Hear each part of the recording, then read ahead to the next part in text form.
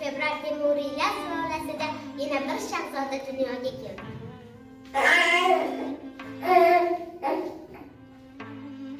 Suyunchilik nolapana. Suyunchilik nima xabar? Farzand muborak bo'lsin nolapana. Nima deding? O'g'ilmi qizmi so'yla tezroq. O'g'il muborak bo'lsin nolapana.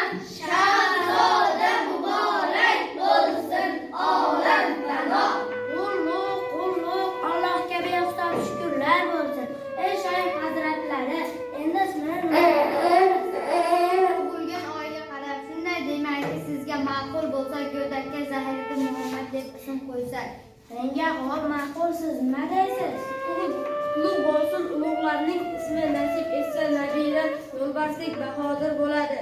Aytganday Bobur yo'lbars degani, Zahiriddin Muhammad Bobur deb ataylik. Xo'p, bizga ma'qul.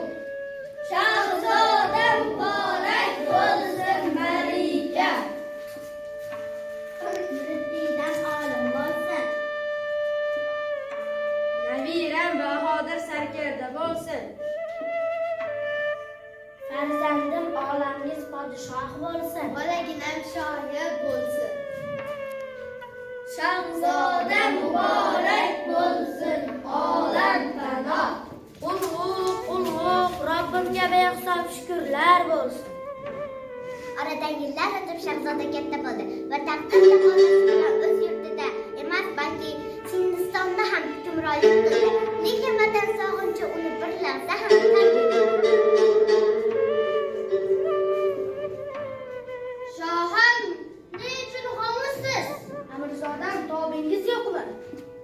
Rostini aytay, vazir azam. Vatan sog'inchi hamon qalbimda, bitta qalbda minglab odamlarning taqdirini ko'tarib yuruvchi shoh va yurak hislarini aqldan oldinga qo'yuvchi shoir yashamoqda.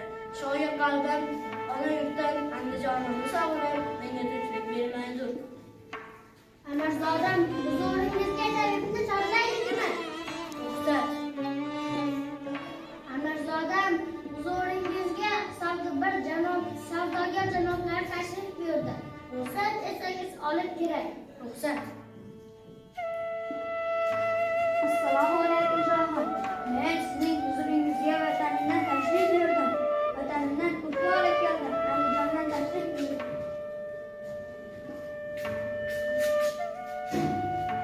Rahmat sizga savdogar janoblari. Vatanimni xushbo'yligini olib keldingiz. Bu qovundan Andijon shamoli-yu musaffo havosi dilkash xalqimning va ota-onamning mehnatidir. Kimlik qovun to'kilgan xalqim mening, vatan mening sog'inchim va tuganmas armonimdir. Tore yo'qki jonimga baloliq bo'ldi, har ishniki ayladim xatolik bo'ldi. O'z yurtni qo'yib insori yuzlandim. Yo Rab, netayin ne yuz qaroliq bo'ldi.